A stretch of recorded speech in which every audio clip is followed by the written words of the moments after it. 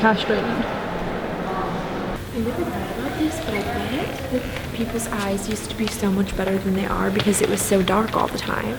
Like the lighting in here though is like what the lighting was. You know what I mean? Like who nowadays has like a table and chair just sitting in the middle of an empty room basically. Half that rug is the size of our apartment. Yeah. Just show that it has buggers. George Washington has boogies. The schnoz has something in the inside. Ew. Boogies. Sorry, George. Boogies. Where's Martha when you need her? Bethany is trying to eat discreetly in the bed. And like she's the man. I can't even breathe while I'm eating. Chew like you have a secret.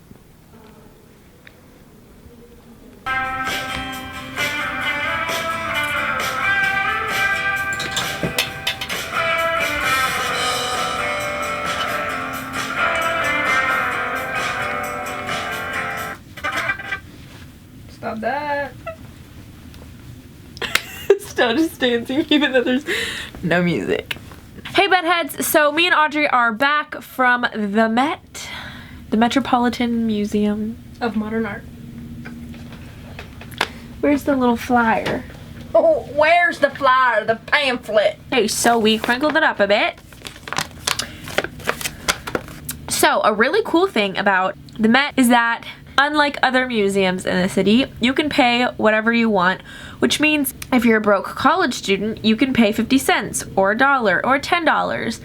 And if you're a really rich person that really appreciates art and has the money to give to a museum, you can give them $100. You can literally pay whatever you like.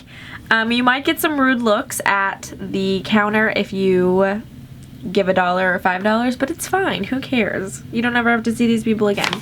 Here we are, the Met.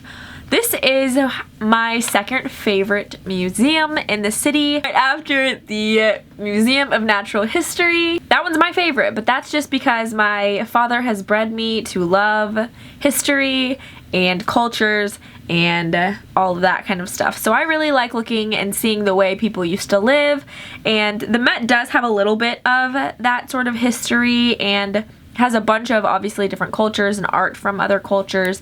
It has a little bit of modern art as well. It has some fashion sometimes in the summer. So if you're in New York during the summer, definitely check it out. And I'm weird. I love museums, but I also hate a lot of museums for reasons unknown to even me. But this is one of the museums that I absolutely love, and there are so many in the city, but I would definitely say that if you're here for a short time, I would definitely go to the Museum of Natural History and then the Met.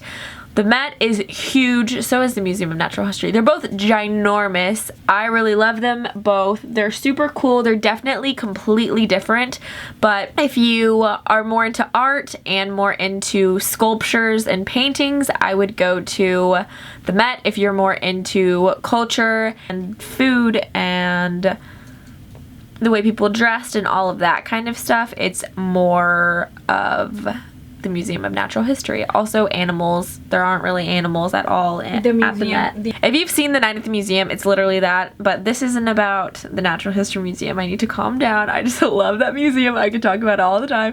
The Met, you definitely need to set out a pretty big chunk of time if you want to see everything. If you're really going to walk around and look at everything, you need to spend like 6 hours there, 5 hours there. It's a lot. It's huge. We went at 11 o'clock this morning. We spent around 4 hours there and we didn't get to nearly everything, but we had to come home because I have to edit this and upload this today. I shouldn't have done it all in one day, but yeah, screw you guys. That's my fault. To stay. So if you literally want to see everything, I would definitely say like 6 or 7 hours. To really take everything in, look at everything, not be rushed. But if you're gonna do a quick browse through, or you know specific places that you just want to look at, 2-3 hours will be fine. Any less than that and I think that you really will only get to see like 1 or 2 exhibits.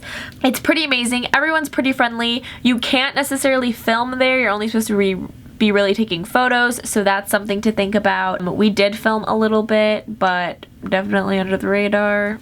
I just love it. I think that even just the building itself, the Met, is beautiful. The steps in front of it, if you're a Gossip Girl fan, obviously that's where they filmed a lot of Gossip Girl scenes, when they would sit on the steps of the Met to go to school. They have multiple cafes in the Met, and several of them have a view of Central Park, so that's really pretty. So it's also a good idea if you're just coming to New York and you haven't ever been here before. I would go to the Met and then to Central Park in the same day. It is a ton of walking, so if you don't want to do a lot of walking, don't do them in the same day, but they're literally right next to each other, so if you're already in that area, then definitely give it a go. The food there is definitely overpriced and not that great, so I would say eat before you go, and then if you get hungry, just get like a side of fries or a side salad or something like that. So you can take water in. They do a security check before, so if you bring any food, you're gonna have to throw it away, so don't do that. Mom. But it's a really good place to go, I think, during the winter or fall when it's pretty cold outside and you don't want to be walking around outside, because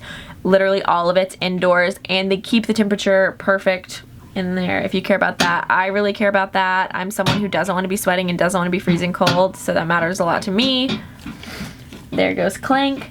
Yeah, I've blabbed on enough. I really enjoy it. I love that museum. I could go once a week for like 5 years and I still not like have taken everything in, because it's beautiful and amazing. And yeah, it's also just a great part of the city. Upper East Side, like I said, is amazing, so definitely check it out. And I hope you all enjoyed this New York City adventure. I will see you guys Monday. Have a good weekend, bedheads. Love you all. Mwah!